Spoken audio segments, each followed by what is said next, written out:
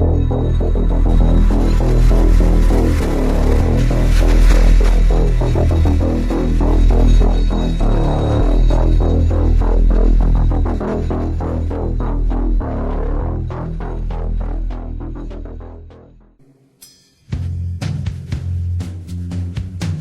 name is Nassine Saps. Let me ask you a question. Has anything ever happened to you that you couldn't explain? That made you feel sort of foolish when you tried to tell somebody about it? Well, if it has, you have plenty of company, as you'll soon see. That are basically impersonating people. And one by one, the people die off and the aliens take over by impersonating them. But, like in the movies, it's usually they're taking over the body, or they create a new body, out of a pod or something like that. But here in the Bible, it's saying that it's a light technology that they use. That they're not actually taking over the actual bodies of the dead. They're using light, a light impersonation technology to impersonate the dead. I mean, that's what it seems to be saying. So they're deceiving with the image technology to, on the one hand, make themselves more beautiful so they can infect the seed of humanity by mating with humanity. And then sometimes to even impersonate someone who's dead. So I'm sure there's more to this throughout the Bible. And in fact, the word revelation itself means to lay bare or to make naked, a disclosure of truth. And it says, states or persons hitherto withdrawn from view are made visible to all. They're revealed. So, like in Genesis 2, it says originally the humans and the Isha were both bare. They were naked. They were basically without this cloaking technology, and they were not confused. But then later, the Isha and the humans started using this technology, and things became confused because they were changing their appearance. The technology is like a clothing. And but then it tells us in Revelation that the apocalypse is coming, the return of being bare, of being true, the revealing of the deception, the disclosure of the truth that's coming. So the way it looks now is it appears that there are some people that are really looking forward to this revealing, and there are other people that are deathly afraid of it for the reasons that we just discussed. So it does appear that this deception is happening now. And it's bizarre because it's all over in the movies and television. I mean, just everywhere. It's not just this movie right here. It's this concept is everywhere, and it's been in the Bible this whole time for thousands of years, but nobody realized it. So the Bible is saying that these events, this deception with the technology and the mingling with the seed of humans, it's saying it will happen when humans begin to multiply on the earth, and that's happening right now. It says it's going to be happening at the end of 6,000 years. That's right now. And it says it's going to be happening at the end of the Fourth Empire, which is right now. And it also says that a stone will destroy that image, that which we now know is a technology. And that's the technology they're using to deceive humans. It says the asteroid is going to destroy that. And that's the wrath. And there are 4 groups of human survivors who will be rescued from... Mad girl. will be rescued and protected while this event plays out, this asteroid impact.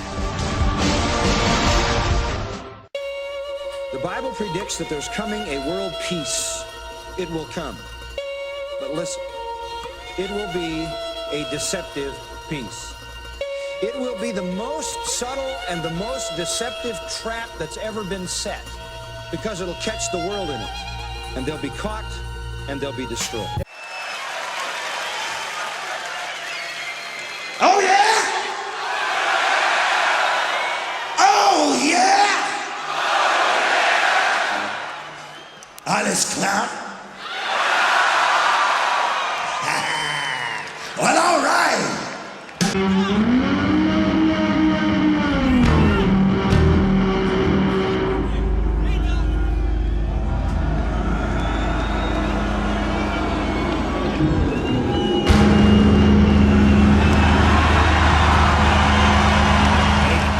Pencil and paper, a few of you. I'm going to give you some facts. Now, we hear a lot of things rolled out on things, but I want to give you facts so that when you come up to somebody, especially just young people fooling with rock music, you'll have some facts. Now, I want to say one thing before we get started. Young people have been running all over saying hi, been friendly to me. They're going to want to lynch me when this is over. But young people, you'll just have to understand that I came out of a world that I saw something you don't see when you turn on the radio. Parents, if you're letting to compromise with your young people, them having rock music in your home, which you as Christian parents own and are responsible to the Lord for, then you're wrong. And I recommend you go home right now and throw it in the trash can immediately. And this is the reason why. You see groups up on the television and you hear them on the radio and in concert and stuff, and you don't see the behind things. Now here's one fact. Zodiac Productions, the leading Texas publication. It's changed its name now, but it was Zodiac Productions when I was with it. I was supposedly the owner of it. The occult owned it. And it was the leading source of concerts in Texas. Its office was in San Antonio. Because I was supposedly the owner, I met most of the groups in existence then. There are a few that have come out since then, but it's still the same type of thing.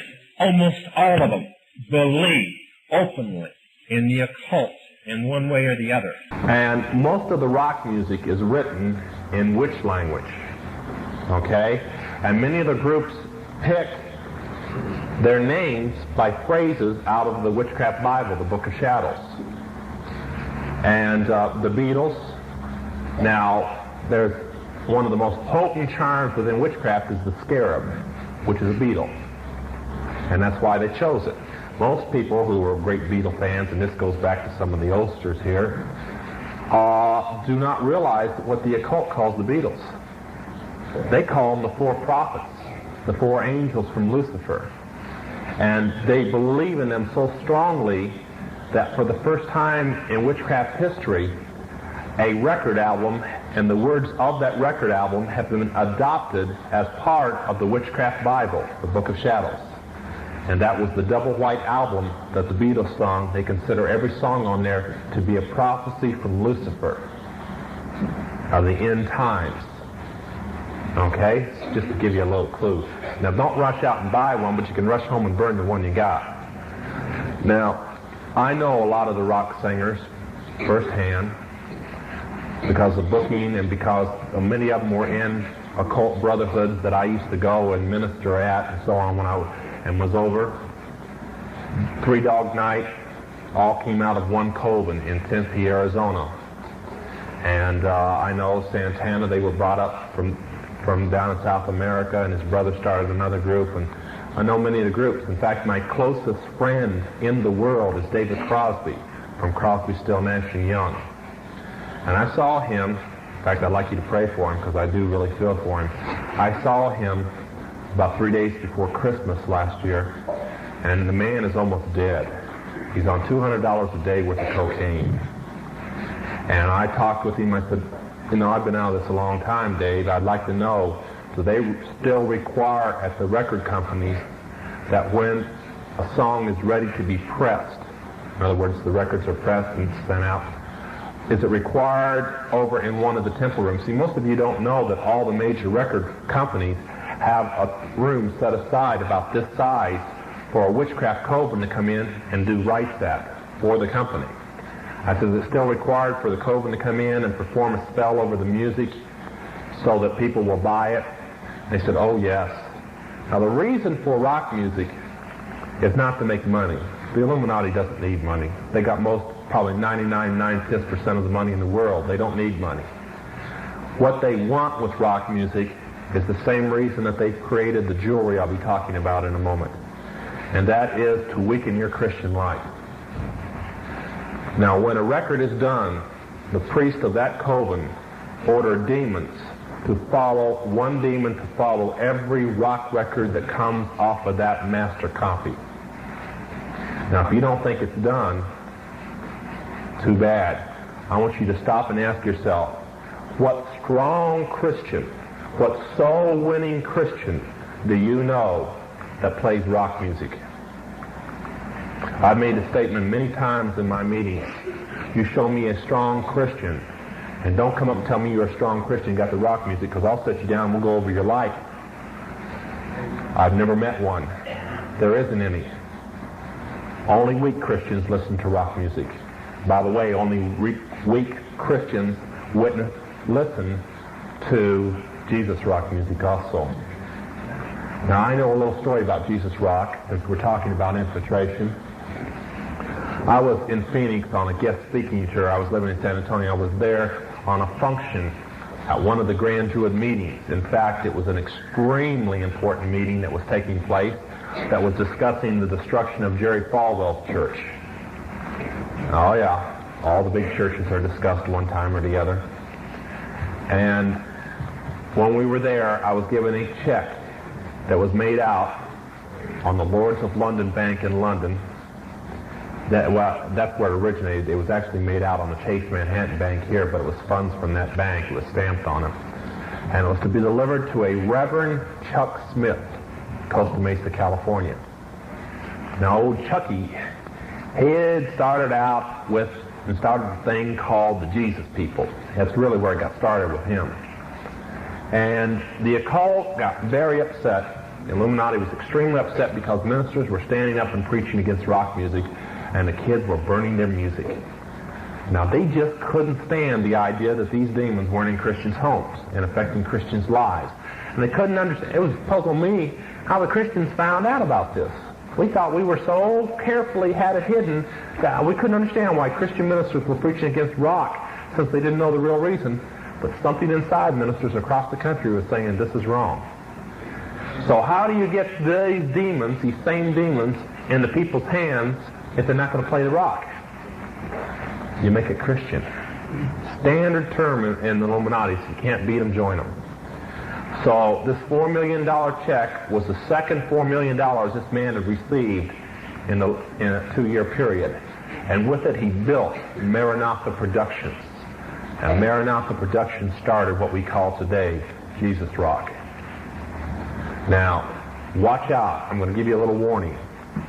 The Illuminati just bought the biggest Christian record and music company in the United States and probably in the world about a year ago. And already we're seeing a change in the music. They bought Word Ministries in Texas.